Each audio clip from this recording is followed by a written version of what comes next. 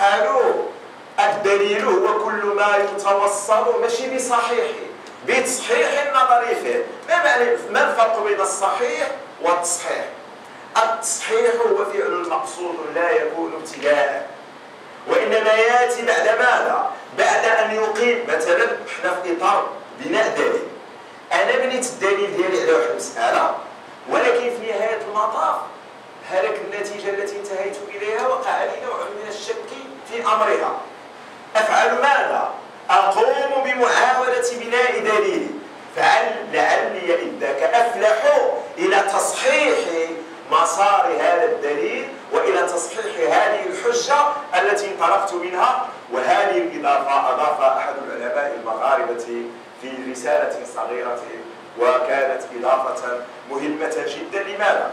لأن خصنا نعرفوا احنا واحد السمة مهمة، والأستاذ أشار بالأمس واليوم هذه المسألة احنا غادي نقولوها بنوع من التفصيل.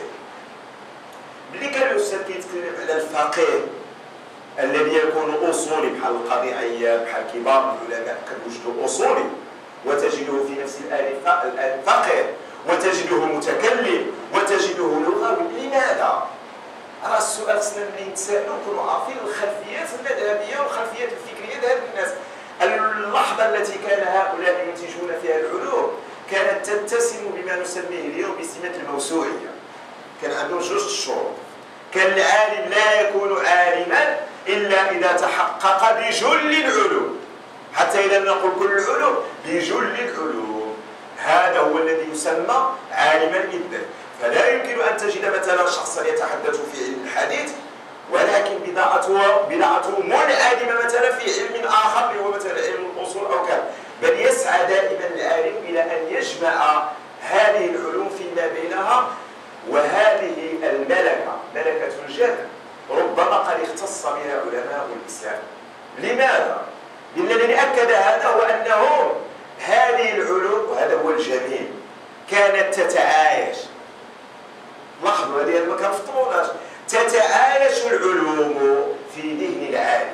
فتجد عندما يكتب في الفقه قد يكتب في الفقه بنظر الأصولي، وعندما يفسر القرآن الكريم يفسره بنظر فقهي. ولذلك كنوجدوا ماذا؟ عندما التفاسير كتختلف، هذا تفسير أحكام القرآن، هذا تفسير في اللغة، هذا تفسير حتى الصوفي.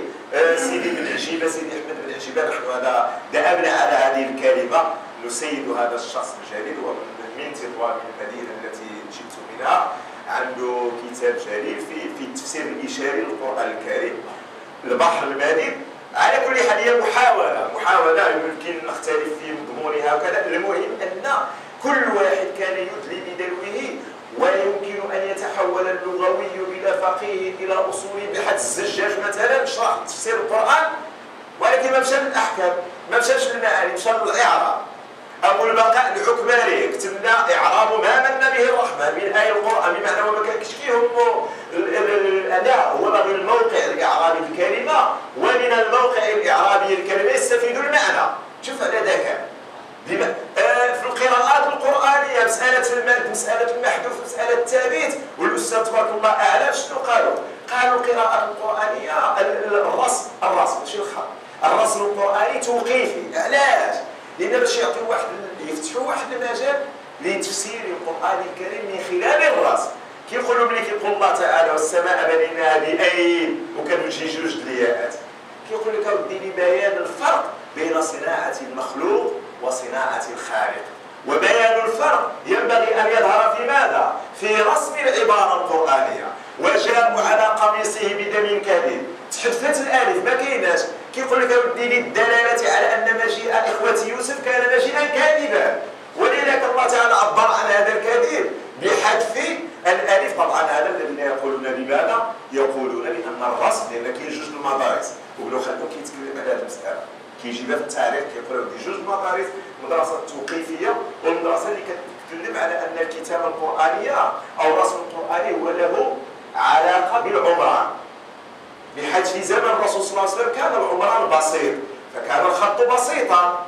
ولما تطور العمران تطور كذلك تطورت فنون الخط والكتابة، فلا تعلق بالرسم وبكذا. هذا الموقف، ولكن الغالبية والراجح وما قال به العلماء من أن القرآن الكريم هو توقيفي رسما ومضمونا وكتابا. إذا هذه مسألة الظن واليقين، عندما نقول الظن معنى ذلك أن عندما نطلق لاحظوا الإخوان، كلما قلنا الظن إلا اخترنا الاحتمال، هذو بجوج كيمشيو مع بعضهم. إذا قلت الظن راه الاحتمال، وملي كنقول الاحتمال كيولي عندي راجح ومرجوح، لأن الظن هو ماذا؟ هو ترجيح أحد المجوزين، واحد كيكون راجح على الآخر. ولكن عندما نقول القطع أو الاعتقاد يرتفع الاحتمال. هذو جوج، الظن يرد معه الاحتمال، القطع يرتفع معه الاحتمال، فلا نكون إذاك إلا أمام نتيجة واحدة لا غير. إذا الأصوليين كما قلت كانوا واعين عندما ناقشوا في الدليل وقالوا أدلة الشرع أو كتاب الأدلة، لماذا؟ ليميزوا، لأنه عندما يتحدثون عن الدليل الأول القرآن الكريم يضعونه في مرتبة عليا، لأن كاين قانون وهناك ضابط للتصنيف. هم لا يضعون الأدلة كل واحد يضع كل دليل كيفما شاء ومتى، لا، القرآن الكريم مقدم، ثم تليه السنة الصحيحة، ثم يليه الإجماع، ثم يليه القياس، ثم المصلحة المرسلة وسد الذرائع إلى غير ذلك.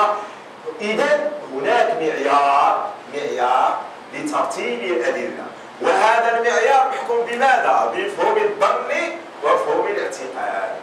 بمعنى إذا أخذت نصا أو أخذت دليلا لا يقوى إلى الدليل الأول الذي هو الأصل القرآن الكريم أو السنة النبوية، طبعا فحجتك بالإمكان أن تناظر فيها، وبالإمكان أن لا تكون إذاك حجة صحيحة، وبالتالي وقد ترفض وقد تلقى إلى غير ذلك. معنى أن هذه المسألة هي مسألة مرتبطة بطبيعة المقدمات أو بطبيعة الأجزاء التي بنيت بها دليلك. التصحيح هذه سمة ثالثة. إذا قلنا السمة الأولى في الثقافة الإسلامية سمة الموسوعية واحد، ثم السمة اللي قلت لكم أنا لا تنافر هي نسميها سمة التمام والاتساق، جوج، الموسوعية والتمام والاتساق. ما معنى التمام والاتساق؟ التمام هو أن العلماء ديالنا كان عندهم هاجس أساسي في أذهانهم، ما هو؟ لا ينبغي أن يكون هناك حكم خارج عن دائرة الشريعة. كل شيء في هذا الوجود ينبغي أن يكون لشرع الله تعالى فيه قول، ومسؤولية هذا القول هي مسؤولية من؟ مسؤولية العلماء، لأنهم ورثة الأنبياء. إذا ما كاينش في الشريعة ما خصوش تكون حتى إذا توجدت لا ينبغي أن تبقى كذلك. كل ما يوجد فوق هذه البسيطة ينبغي أن يكون للشرع فيه رأي. هذا سموها صفة التمام، بمعنى إحاطة نصوص الشريعة إما نصا وإما استدلالا، كما يقول الإمام الشافعي رحمه الله تعالى أن الشريعة أحاطت بالجزئيات ليس فقط تنصيصا ولكن استدلالا، بمعنى أن الشريعة بالاجتهاد كتولي تتسع بكل هذه النواحي. ثانيا كما قلت إذا سمة الموسوعية وسمة الاتساقية هذه سمة التمام، سمة الاتساق. ما معنى سمة الاتساق؟ كيقول لك ودينا افترضنا، نحن نفترض بأن شرع الله تعالى أصله ماذا؟ هو أصله واحد، هو وحي من عند الله تعالى، ولا يمكن بتاتا أن يكون هناك وحي تتنافر عناصره.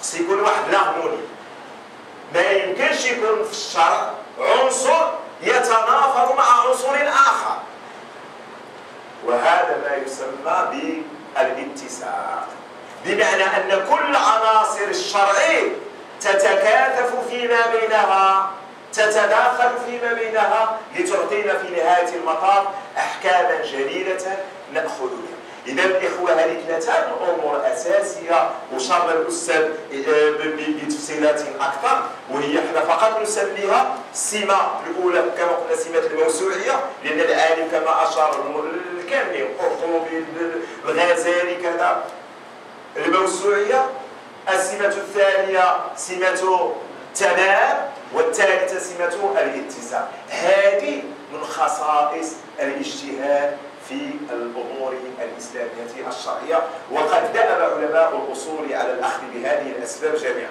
بمعنى الأصول شكون هو العالم الشرعي؟ هو العالم الذي إذا ما رأى حكما يجد لهذا الحكم تناسبا مع الأحكام الأخرى. دابا الآن غادي يجي لكم واحد النقطة الأستاذ هذا تفصيلا فقط، واحد الإشارة. الإمام الشافعي لما جاء ووضع ما سمي بالذاك بعلم الأصول في الرسالة، شنو كان القصد؟ لأن الذي رآه قبل ذلك هو كان قد عبر عليه أحد الأدباء كتاب الدواوين كيعرفوا، هو عبد الله بن المقفى. وهذا عبد الله المقفى كان زمان أبي جعفر المنصور. شنو عمل؟ كتب واحد الكتاب سماه رسالة الصحابة. هو ماشي قص الصحابة أي صحابة الرسول صلى الله عليه وسلم، لا، الصحابة هم صحبة السلطان، بمعنى أنه بوصفه أحد كتاب الدواوين كتب رسالة للسلطان، ومضمون هذه الرسالة هو أنه كان ينبهه فيها إلى الأزمات التي أحاطت إذاك بالدولة بالخلافة الإسلامية في زمن أبي جعفر المنصور. ومن المسائل اللي كيقول له فيها، وهذا دابا سبق الإمام الشافعي، هو سبقوه، لأن من رجال الإمام الشافعي غالبا بأن هذا الأمر اللي عملوه بالفعل كانت له دواعي وكانت له أسباب موضوعية. اش كيقول له في واحد الرسالة؟ كيقول له: وليعلم أمير المؤمنين أن الدم والفرج يحللان بالحيرة وهما يحرمان بها. لاحظوا الحكم بالحلية في نفس المدينة، في بحال كنتكلموا على برلين الآن، أن حكم داخل مدينة برلين هنا حلال وهو نفس الفعل، وهنا حرام. الإمام الشافعي اللي جا شنو وجد بأن واحد الأسلوب من المسالك التدين غنهضروا عليها إن شاء الله في المستقبل هو الاستحسان. وجدوا العلماء كياخذوه ماشي بالمعنى ديالو الشرعي، كياخذوه بالمعنى أن الإنسان كيقول بالهوى، كيقول بالظن، وكيقول بواحد النوع من الميل مع الإنسان غير بدون قيود. شنو ظهر له هو الإمام الشافعي؟ ظهر له أن هذا الوضع هذا لا يمكن أن يستمر، لأن استمراره معنى ذلك أنه سيؤدي إلى انتهاك أبهة الشريعة وإلى رفع هذا الدين. شنو عمل؟ هو أنه جاء مصادر التشريع واعتبر الاجتهاد كله يساوي القياس. صح؟ لما سأله المحاور قال: الاجتهاد أهو القياس أم هما مختلفان؟ قال: هما اسمان لمعنى واحد. اسمان لمعنى واحد. قالوا: فما جماعهما؟ قالوا: كل ما نزل بمسلم إما في حكم لازم وإما في حكم على سبيل الهداية إليه بالاجتهاد. أن بالاجتهاد، وقل لي ودي كيف أن القياس يساوي الاجتهاد؟ الاجتهاد راه أوسع، لأن الاجتهاد هو كلام واسع جدا في جميع. الإمام الشافعي هو ربط الاجتهاد بالقياس بحال ضيقو، بحال الاجتهاد ولا كبير.